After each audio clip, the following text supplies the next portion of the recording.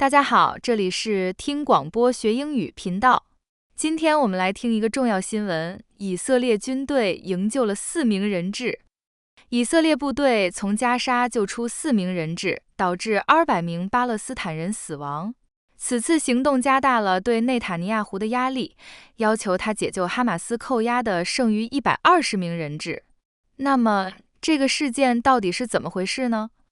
Israeli forces rescued 4 hostages from Gaza earlier today in an action that Israeli officials described as a complex special daytime operation. It's the first hostage rescue since February and the largest since the war began, but the operation came at a cost. At least 200 Palestinians were killed. One Israeli Special Forces police officer was also killed.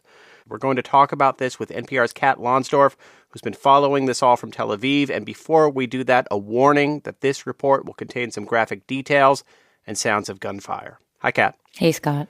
Tell us more about this hostage rescue, and specifically who was rescued. Yeah, so the 4 hostages are 3 men and 1 woman. They range in age between 21 and 40, and all of them were kidnapped by Hamas-led militants from the Nova Music Festival on October 7th. They're said to be in good medical health. The Israeli military says that it's been planning for this specific operation for weeks. There were multiple agencies involved.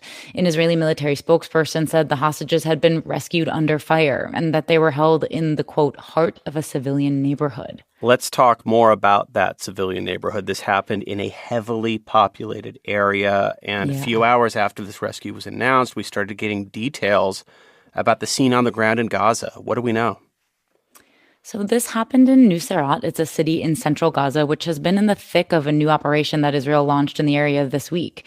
There's a large population of displaced people there. It's where a lot of people have fled from Rafah in the south in the last few weeks.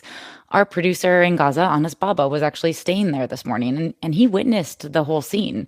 And once we were able to make contact with him, he started sending us video after video and voice messages, showing us what he was experiencing. Tell us more about what you learned from Anas. Yeah, so first I'd like to say that Anas is okay, and we're really grateful for that. But he told us that the morning was pretty calm when suddenly helicopters appeared and there was gunfire and explosions. He managed to roll tape while he was running for cover and sheltering with Palestinian civilians. And I just want to play some of that here for you, Scott, so you can get a sense of it. So you can hear people scrambling for cover, kids wailing. At one point, someone is just yelling, why, in Arabic. And someone else says, we're all going to die. In another clip that he sent us, people are praying, calling out to God to save them. And one man says, may God punish Hamas, who is the reason for all of this.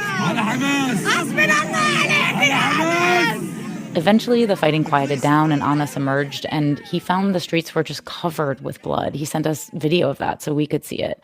And then he went to Al-Aqsa Hospital, which was overwhelmed with casualties. Again, in videos he sent, we could see bodies just lining the hallways. Who else was he able to talk to? So Anas spoke to a couple eyewitnesses. One was a man whose house was just 50 feet or so from where the rescue happened. He's 60-year-old Mohammed Abdulwahid, and here's what he told us. He said that after the Israeli troops left the scene, the Israeli military started to shell the entire area, bombing the house they raided, but also all around, hitting civilian cars and shops. He said, quote, they destroyed the place totally. And that was after they left, he said. Yes, exactly. And now the Israeli military says that Hamas used civilians as human shields here, and there wasn't a way to rescue the hostages without hurting civilians because Hamas embedded the hostages in a civilian area. A military spokesman said the hostages were held inside locked rooms and apartments with families inside and security guards holding weapons outside. Look, this comes at a time when there is so much pressure on Israeli Prime Minister Benjamin Netanyahu and his government to get these hostages back to Israel, from the hostages' families, from people throughout the country. There's often a lot of criticism saying not enough is being done. Yeah. What has the family's reaction been to this? So the Hostage Family Forum, the group that represents hostage families, put out a statement immediately after calling the operation today heroic, but also calling on the Israeli government to continue their commitment to getting all 120 hostages still in Hamas captivity in Gaza out, dead or alive. I'll also say the families of these 4 hostages, the ones who were rescued this morning, are relieved and really grateful. And just generally, people in Israel were cheering in the streets today. It's a big boost to public morale, especially after last week when the Israeli military pronounced 4 other hostages dead. There's been so much focus on political pressure on Netanyahu. That was possibly going to come to a head today. Any sense what this could mean for him going forward? Well, there has been this growing pressure here from the Israeli public and others to get the hostages home. A lot of Israelis feel that the main focus should be pausing the war and securing another hostage deal. It's a main part of that 3-part plan that President Biden put forth last week, which Netanyahu has yet to agree to. But this is already having some political effect, like you mentioned. Benny Gantz, who is a member of Netanyahu's 3-person war cabinet, also his biggest rival, was expected to resign today. But after this news about the hostages came out, Gantz postponed any announcement. So this could take some of the pressure off Netanyahu, at least for the time being, but I think it's still a little too early to tell. That's NPR's Kat Lonsdorf in Tel Aviv. Thanks so much. Thanks, Scott.